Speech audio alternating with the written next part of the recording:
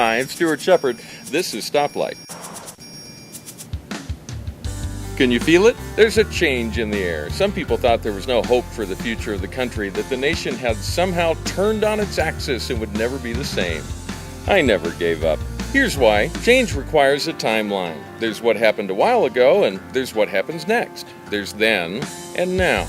Let's compare then and now, specifically the National Education Association. Back then, in 2008, no matter that its dues-paying members had many ideas about the future, the nation's largest teachers' union made it appear that the future of public education rested on one presidential candidate.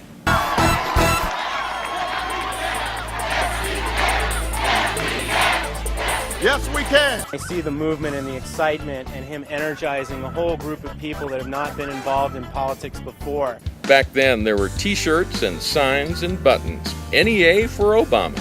Here's the president of the NEA wearing an Obama sticker, standing in front of an Obama sign, in a video produced by the NEA called Yes We Did. Every single member in NEA will know that we made a difference. The targeting and the focusing of our resources and the incredible enthusiasm both of members and our staff. It's the will of people who believe in something bigger than themselves, and then they will come together to make it happen. That was then. Here's the same guy now. And yes, our members are angry, and I'm angry too. We hoped for a federal government that would create programs to help students in need. And what did we get? We got Race to the Top. Then, the hard work and generous contributions of NEA members made it possible to elect education-friendly candidates on every level. now. Too many people call this change. Well, I demand a different kind of change.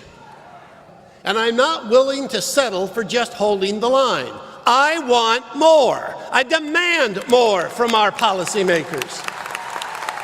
Then, when we walk out the front door of our NEA headquarters in Washington, D.C., we can look down the street and see the White House. President Obama will not only be our neighbor, he will also be a friend of public education. now. I mean, because if they take the old No Child Left Behind, fancy it up and call it the new ESEA, I think we ought to just call it TNT and blow the thing apart.